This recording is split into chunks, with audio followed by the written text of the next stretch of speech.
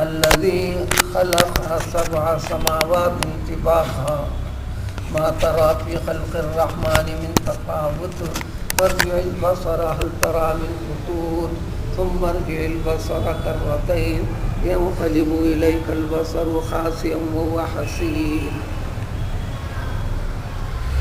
سورہ ملک کی ابتدا ہو گئی تھی. ابتدائی 2 آیتیں گزری.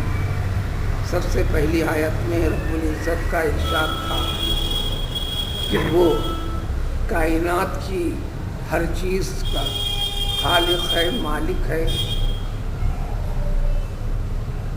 اس دنیا میں بھی، اس دنیا سے پہلے بھی تھا، اس کائنات کے ختم ہونے کے بعد بھی، آخرت میں بھی اسی کی بادشاہت ہے، سلطنت ہے. اور پھر سارے کے سارے نظام کو بنا کر پھر اس میں انسان کو پیدا کرنے کا مقصد بتایا تھا کہ اس کائنات کا حصہ بنا دیا انسان کو، اور اس کائنات کے لحاظ سے وہ چیزیں، ضروریات انسان کے ساتھ جوڑ دیے.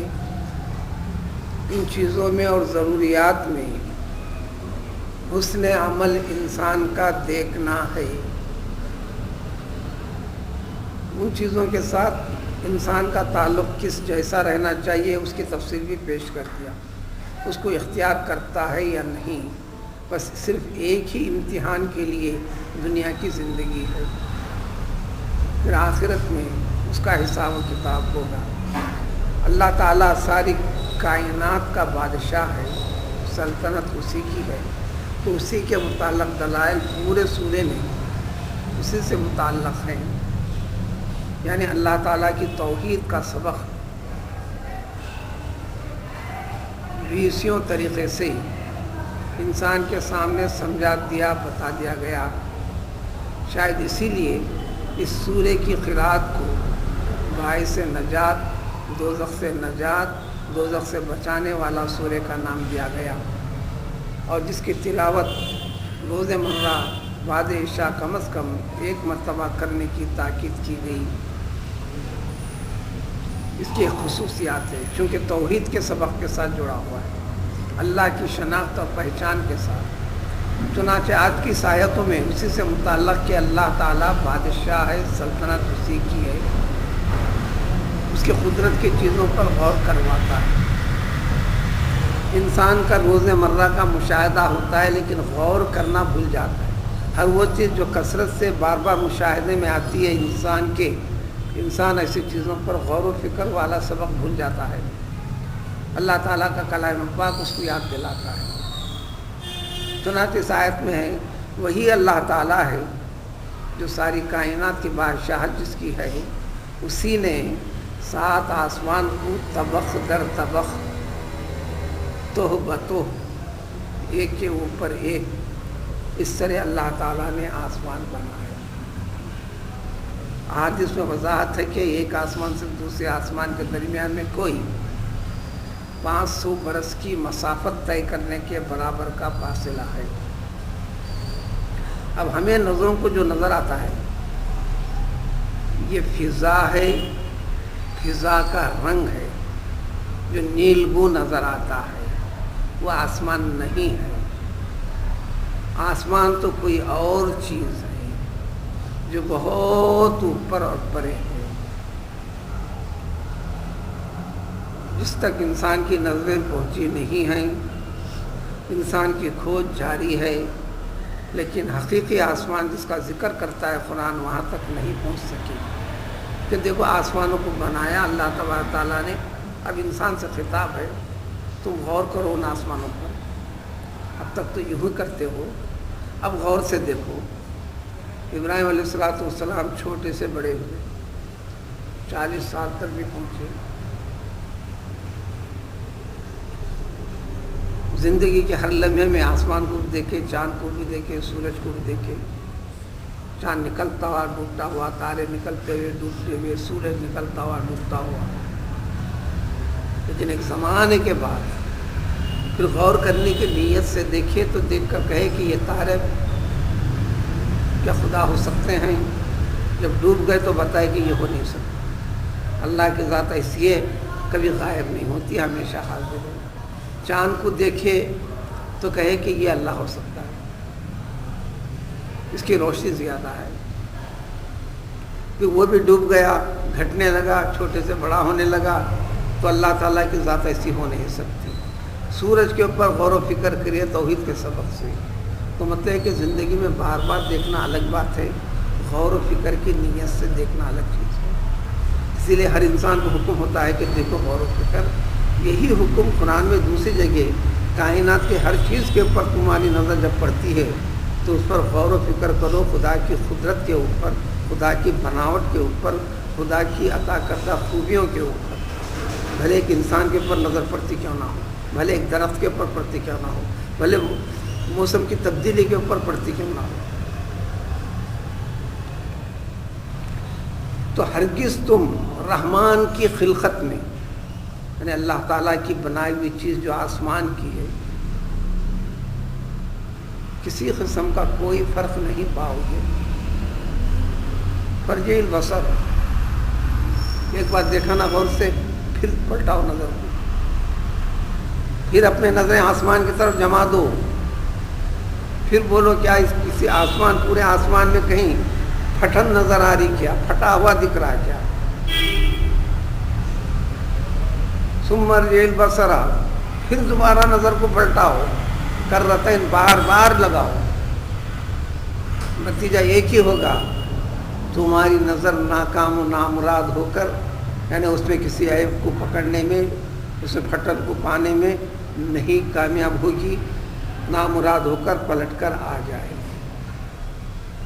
اس نظام قدرت کے اوپر غور و فکر کرو، تمہارا رب وہ ہے جو کائنات کی بڑی سے بڑی چیزوں کا خالق ہے، اس میں سے تم ایک چیز کو، کوئی بھی چیز اس کی تقدیر اور قدرت سے باہر نہیں ہے۔ اسی طرح ہم نے انسان تمام آسمانوں کو تو بنایا جو 7 ہیں، لیکن سب سے نیچے والا آسمان جو دنیائی آسمان کہلاتا ہے، تم اس پہ غور کرو، دیکھو ہم نے ستاروں سے اس کو مزین کر ڈالا، چمک دھمک کے ساتھ پیدا کر دیا۔ شہریوں کو شہر سے باہر نکلنا پڑے گا دیکھنے کے لیے، شہر کے اندر تارے نظر نہیں آتے، گنتی کے نظر آتے ہیں جو بڑے بڑے ہیں۔ شہری حدود جہاں کہ پولوشن نہ ہو، وہاں پر چاند کی 16 تاریخ کے بعد آخر راتوں میں، رات کے 10 بجے سے ختم رات تک دیکھتے رہو گے تو آسمان کا پہلو نظر آنا مشکل ہے، اتنے تاروں سے بھرا ہوا جگمگاتا ہوا آسمان نظر آئے گا۔ جب پتہ چلے گا کہ یہ آسمان، اس آسمان کو اللہ نے مزین کیا ہے۔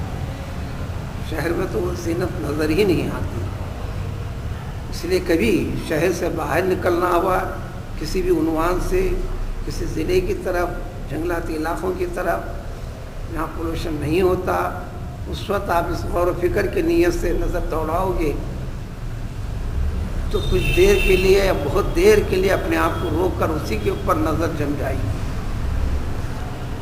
جب سمجھ میں آئے گا کہ حدیثوں کا ترجمہ بھی، ایک روایت میں ہے کہ حضرت ابوبکر صدیق رضی اللہ تعالیٰ عنہ کے فضائل، خوبیاں جو اسلام کی خاطر کی، اس قدر ہیں جتنے آسمان پر تارے، یعنی ان گنت ہیں، بے حد و حساب۔ یہ بھی بتلایا رسول اللہ صلی اللہ علیہ وسلم نے کہ میں اپنی زندگی میں مجھ پر کرنے والے احسان، جتنے لوگ تھے جس قسم کا مجھ پر احسان ہوا تھا، ہر ایک کے ہر قسم کا احسان کا بدلہ میں نے چکا دیا، لیکن سیدنا ابوبکر صدیق رضی اللہ تعالیٰ عنہ کے احسانات کا بدلہ چکانے کی کوشش کی لیکن ہو نہیں سکے۔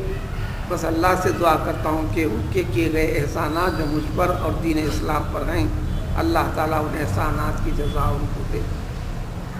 تشبیہ دی تاروں سے، وہ تارے آج کے اس شہر والے آسمان پر دیکھتے ہیں تو کوئی بات سمجھ میں نہیں آتی، بتائی گئی بات کی حقیقت کو بھی ہم پہنچ نہیں سکتے، جب باہر نکل کر دیکھیں گے تو معلوم ہوگا۔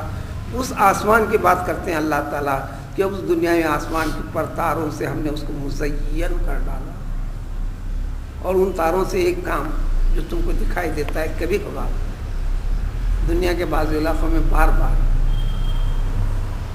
تارے گرتے ہوئے، تارا اپنی جگہ ہے، گرتا نہیں۔ تارے میں ایک آتشی مادہ ہے، اس سے اس کو پھینکا جاتا ہے مذہبی اعتبار سے، نظریہ سائنسی اعتبار سے نہیں۔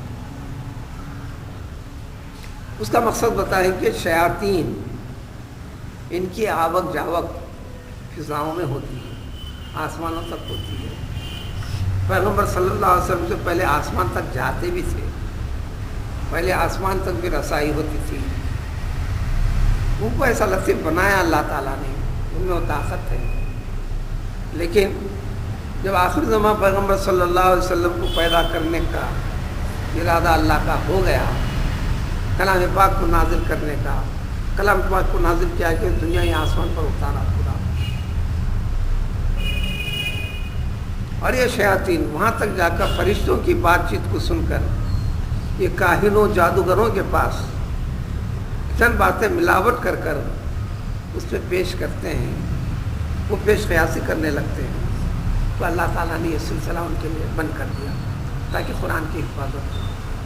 اتنا بڑا اہتمام کر کر اس کلام پاک کو انسان تک پہنچایا کہ دیکھو تمہارے رب کا کلام جو کا تم صحیح سلامت تم تک پہنچائے، جس میں سے ہر چیز کے اوپر ایمان اور عقیدہ اس قدر یقین رکھنا یہ بڑا ہوا ہے۔ تو ہم نے ان تاروں کے اندر شیاطین کو رجم کرنے کے لیے، سنسار کرنے کے لیے کر دیا، اور ان شیاطین کے ماننے والے، اس پر یقین رکھنے والے کافر، مسلمان کہلا کر بھی مانتا ہے تو وہ بھی کافر اس آیت کے اس میں۔ ظاہری طور پر مسلمانوں کو ظاہری طور پر عمل کرنا ہے، اس کو مسلمانوں کے جیسا عمل کرنا ہے، مسلمانوں کے قبرستان میں دفن کرنا ہے، لیکن باطنی طور پر عقیدے کے لحاظ سے وہ اسلام کی عقیدے پر قائم ہے، باقی ہے یا نہیں، یا بشکل مسلمان مشرکانہ زندگی کے اوپر ہی چل رہا ہے، یہ فیصلہ خداوندی خدا ہی فرمائے گا۔ وَأَعْتَدْنَا لَهُمْ، اس لیے کہتے ہیں کہ ہم نے ان کے لیے، ایسے شیطانوں کے لیے اور ایسا ہی شیطانی صفت اختیار کرنے والے جادوگروں کے لیے، کاہنوں کے لیے، نجومیوں کے لیے، ہم نے قیامت کے میں دہکتا ہوا دوزخ کا عذاب بھی تیار کر رکھا ہے، اور دنیا میں ظاہری طور پر اس تاروں کو گرا کر ان کو ختم کیا جا رہا ہے کہ وہی کے مضمون کو، مفہوم کو چنانے نہ پائے۔ سال کے 12 مہینے ہمیشہ فرشتے احکام خداوندی دنیاوی آسمان پر آتے ہیں، فرشتوں کا لکھائی پڑھائی کا کام چلتا ہے، روز مرہ ہر وقت لوح محفوظ سے فرشتے لکھتے ہیں، کائنات کے سارے نظام کے چلنے اور چلانے کے اوپر اس کو تقسیم کرنے کے لیے فرشتے لے کر بڑھ جاتے ہیں، دنیاوی آسمان پر جمع ہوتے ہیں، کہ وہاں پر ان کا آپس میں مشورہ ہوتا ہے کہ فلاں کو ادھر جانا ہے، اس کو یہ کرنا ہے، اس کو یہ کرنا ہے، اس کے ساتھ یہ کرنا ہے، فلاں کا۔ یہی باتوں کی حفاظت کے لیے اللہ تعالیٰ نے ایک نظام غیبی بنائے، اس کے اوپر یقین رکھنا ہے، تو ہم نے تیار کر کے رکھا ہے، اور بن جملہ قطعی فیصلہ سنا دیا نافرمانوں کے لیے، کافروں کے لیے، جو اپنے رب کا انکار کرتے ہیں اس کے باوجود بھی، ان قدرت کی ساری چیزوں کو دیکھ کر بھی توحید کے سبق سے ہٹ کر غیر توحید والی چیزوں کی طرف جڑ جاتے ہیں، ان کے لیے دوزخ کا عذاب ہے، دوزخ کا بہت بڑا ٹھکانہ ہے۔ یہاں فیصلہ سناتی ہے، فیصلہ سنانے کے بعد اگلے آنے والی آیت سے دوزخ کی کسی قدر تفصیل کو اور دوزخیوں کے حالات کا بیان اگلی آیتوں سے ذکر کرتے ہیں۔